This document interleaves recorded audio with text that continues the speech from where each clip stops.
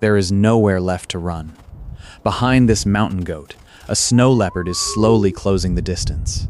Ahead, the trail ends at the edge of a deep ravine. The opposite ledge is only a few meters away, but up here, a few meters can be the difference between escape and death. The goat looks back. The leopard is still coming. For most of its life, these cliffs have protected the mountain goat from predators. Today, they have become a trap. If it stays where it is, the leopard will eventually reach it. If it moves forward, there is no path, only empty space. The goat has two choices: face one of the mountain's most dangerous predators, or attempt a jump it may not survive. But the goat was not supposed to be here. Less than an hour earlier, it was safely moving with the herd far above the valley. So how did a snow leopard force it into a place with no escape? To understand that, we have to go back.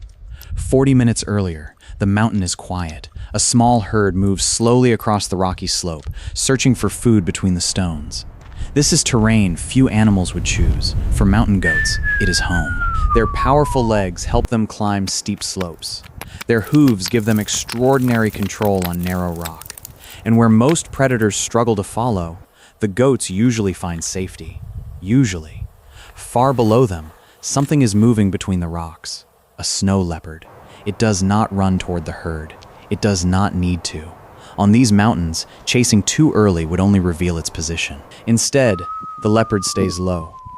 Its body almost disappears against the stone. The goats continue feeding. They have no idea they are being watched. The leopard begins climbing, slowly, carefully. It uses the rocks to remain hidden as it moves closer. But one of the goats suddenly stops. Its head rises. It sees nothing. Yet something feels wrong. For several seconds, neither animal moves. Then a shape appears from behind the rocks. The herd explodes into motion. The hunt has begun. The goats immediately climb towards steeper ground. Here, they have the advantage. The leopard is powerful, but every meter higher makes the chase more dangerous. One goat separates from the herd.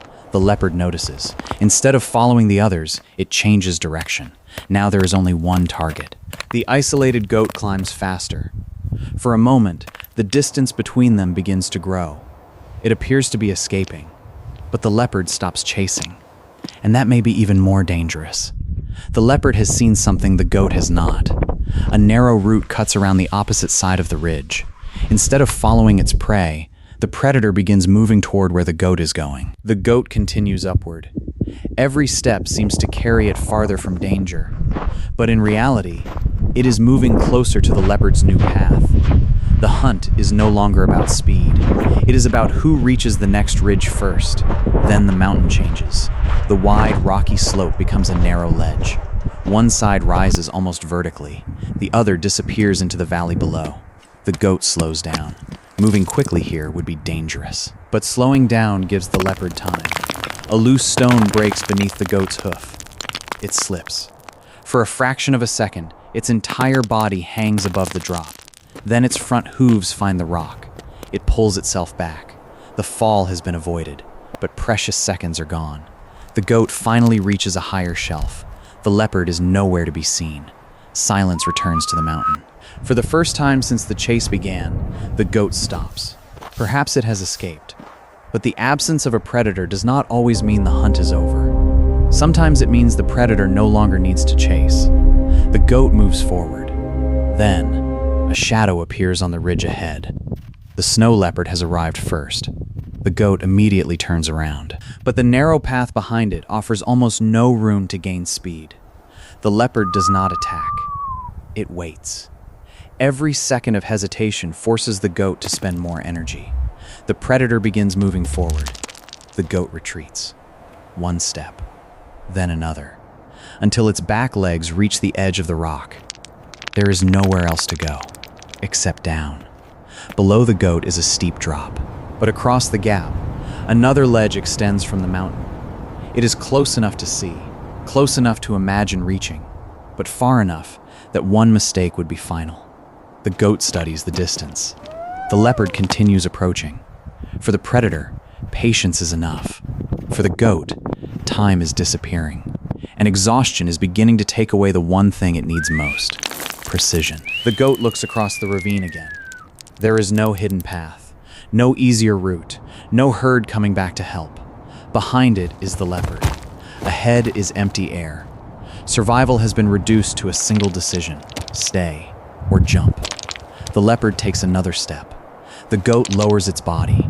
For a moment, everything stops. The wind moves across the cliff.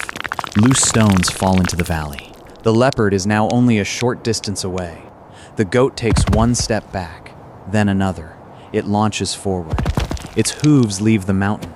For a fraction of a second, there is nothing beneath it. The front legs reach the opposite ledge, but the rear legs miss. Its body slams against the rock. The goat begins to slide. Its front hooves search desperately for something to hold. The leopard watches from the other side. One hoof finds a crack, then the other. The goat pulls. Again. And finally, its rear legs rise above the edge. The goat stands. The gap is now between predator and prey. The snow leopard approaches the edge, but this time, it does not follow. The risk is too great. After several seconds, the predator turns away. The hunt is over. The goat slowly disappears higher into the rocks. The mountain goat did not survive because it was stronger than the snow leopard. And it did not survive because the mountain was safe. It survived because the same terrain that nearly killed it also offered one final opportunity. In the wild, survival is rarely about having a perfect choice. Sometimes every option is dangerous, and the difference between life and death is recognizing which risk is still worth taking.